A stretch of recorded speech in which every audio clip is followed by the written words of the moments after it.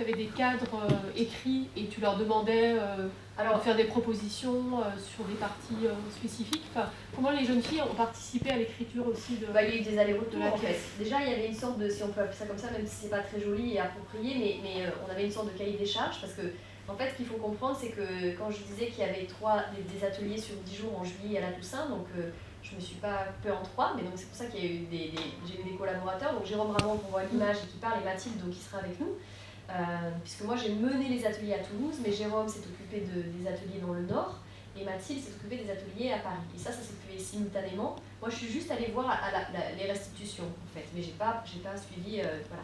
Donc il fallait quand même qu'on ait des choses communes, voilà, mais on est des personnes très différentes. Mais en même temps, c'est ce qui nous intéressait aussi, c'est-à-dire l'idée c'était que, voilà, par les caractères différents de chacun, les énergies, etc., même si on avait des choses en commun, on pouvait développer les choses différemment chacun. Et donc ça participait à développer des matériaux, des idées, etc. Et donc ce qu'on avait en commun, c'était des danses en fait qu'on a apprises nous-mêmes, donc par exemple des danses de Rousse Saint-Denis, qui est donc une des chorégraphes sur lesquelles on a travaillé. Notamment parce qu'on a fait un décryptage vidéo tous les trois, et puis Jérôme avait appris, parce qu'il a un projet autour de Roussin-Denis, Jérôme avait appris une partition de Roussin-Denis via la notation Laban, donc voilà, il nous a transmis ça, donc on a utilisé ces choses-là.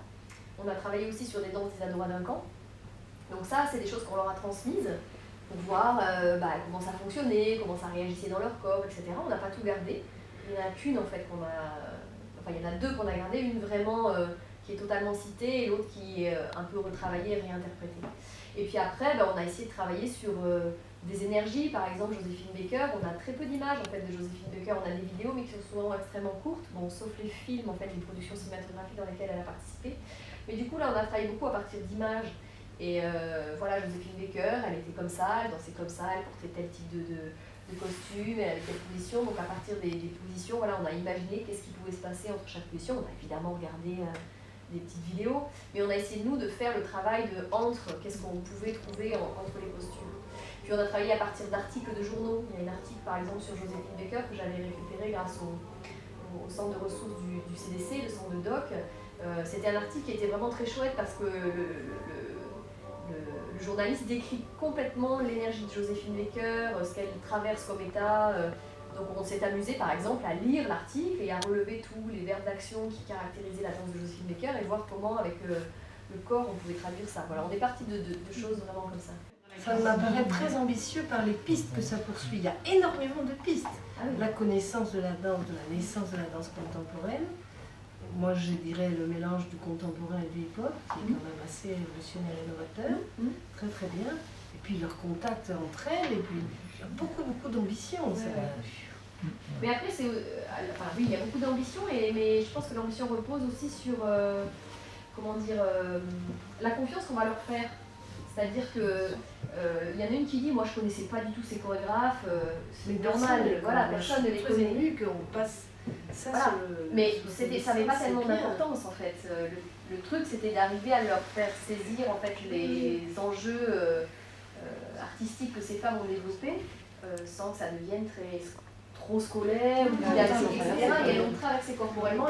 Ces danseurs là, c'est très peu connu. Donc, oui. Moi, je me suis trouvée tout à fait par hasard au musée Rodin, dans la petite salle avant où il y avait pour dire moins 20 ans, projection authentique, les documents de tous ces danseurs, c'était très très fort. Là, on balance dans lui. Donc vous êtes arrêté quand même avec Saint-Denis et par la suite, on a laissé Marie Marin comme personne. Ah oui, non, c'est sur la grande modernité américaine. Chanteurs aujourd'hui, je sais pas, Beyoncé par exemple, et ce qui est assez amusant, c'est qu'elles peuvent aujourd'hui parler de Joséphine Baker comme elles parlent de Beyoncé. C'est ça qui est rigolo. C'est super cette espèce de... J'allais dire vulgarisation, c'est pas le bon mot. Non, mais ça grandit. Non, mais après, à la connaissance, après tout ce monde qui est quand même assez fermé. Et finalement, tant que ça, justement, quand on disait, voilà, c'est qu'elles ne connaissent pas, mais finalement elles connaissent Vanessa Paradis. Au contraire, Au contraire, c'est un c'est sport, vulgarisé avec la danseuse. Donc on s'aperçoit aussi que pareil, la danseuse qui sort, voilà, ça sur le parle de la fleur, vie il y a de le la film fidèle, qui de sort la locale. là, donc du coup, finalement, on a l'impression qu'il y a un vraiment mouvement autour de... il y a la lumière sur la danse contemporaine et ses origines. Oui, il y a une bande dessinée là, qui a été faite par Catel sur justement Non, la Joséphine Baker, elle en a fait une sur Joséphine Baker, elle en avait fait Benoît Groux, mais dans la lignée des femmes... il y est d'ailleurs à la Maison du Livre, je l'ai vu... qui est très bien fait d'ailleurs, moi je viens de le lire et...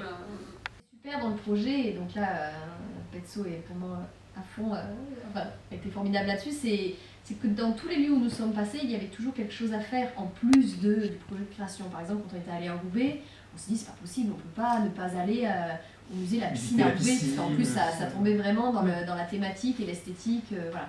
Donc ok, alors tout le monde est parti à la piscine, puis il n'y a jamais ce côté, oh bon non, on va pas aller au musée, voilà. Non, elles sont partantes. Ah non, elles Là, sont c'est pareil, quoi, ici, voilà, on se soulage. Vous voulez voir aussi le musée juste là, il est très beau, ouais. Ça, c'est extraordinaire, l'ouverture qu'on leur donne à ces mains là. Formidable. Et derrière ça, on a les parents évidemment ravis, quoi. Ça permet aussi aux parents de se rencontrer. De souffler. Oui, il y a ça. Non, mais aussi, comme on a des filles un peu de chaque ville, quand elles sont venues jouer à Toulouse, par exemple, certaines se faisaient héberger chez les autres. Du coup, hébergement, Donc il y a aussi les parents qui, voilà, en contact. Ça, Donc ça, c'est une dimension qui nous tenait à cœur aussi.